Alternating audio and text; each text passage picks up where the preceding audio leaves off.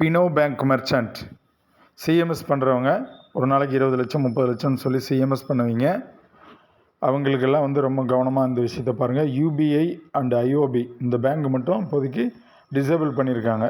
எப்போ டிசேபிள்னா வீக்கெண்ட்ஸ், சனி ஞாயிறு, ஹாலிடேஸ் விடுமுறை நாட்கள், இது 2 விதமான லீவ் விடுமுறைஸில் நீங்கள் அதை லோடு பண்ண வேண்டாம்னு சொல்லி அவாய்ட் பண்ணுங்கள். மிஷினில் லோடு பண்ணுறதை அவாய்ட் பண்ண சொல்கிறாங்க.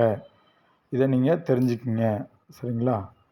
1. 2வது வந்து சிஎம்எஸ் பண்ணும்போது ஐஓபி பேங்கில் டைரெக்டாக பணம் கட்டுறவங்க கட்டாயமாக உங்கள் ஃபினோ மர்ச்சண்ட்டுக்கு வந்த அக்கௌண்ட் நம்பரை இதில் வந்து ஆடு பண்ணி தான் நீங்கள் கொடுக்கணும்.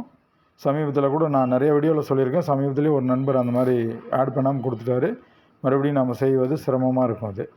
அதனால் ஸ்டேட் பேங்க்கில் மெஷின் டெபாசிட் பண்ணும்போது அக்கௌண்ட்டுக்கு கொடுத்த, அதாவது ஐடிக்கு கொடுத்த மொபைல் நம்பர் தான் கொடுக்கணும். இது 2ம் நாம்ஸில் இப்போ கரெக்டாக இருக்குது. அதை ஃபாலோ பண்ணிக்கங்க. மற்ற பேங்க்லாம் கொஞ்சம் நார்மலாக தான் இருக்கும், ஒன்றும் பிரச்சனை இல்லை. யூஸ் பண்ணுங்கள். மேலும் ஃபினோ ஐடி தேவைப்படுறவங்க, ஃபேஸ் வச்சு ஆதார் மூலம் பணம் எடுக்கணும்னு நினைக்கிறவங்க, அதாவது ரேகை வைக்கிற மிஷின் தேவைப்படுறவங்க கூப்பிடுங்க. இப்போ லேட்டஸ்ட்டில் கஸ்டமரை ஃபோட்டோ பிடிச்சி கூட ஆதார் மூலமாக பணம் எடுக்கலாம். அந்தளவுக்கு அட்வான்ஸ்டு வந்துருச்சு. மிஷின் தேவையில்லை, ஆண்ட்ராய்டு மொபைல் இருந்தாவே போதும். இந்த மாதிரி வாண்டட் இருக்கிறவங்களும் தாராளமாக கூப்பிடுங்க. உங்களுக்கு நாங்கள் ரெடி பண்ணி கொடுத்துட்றோம்.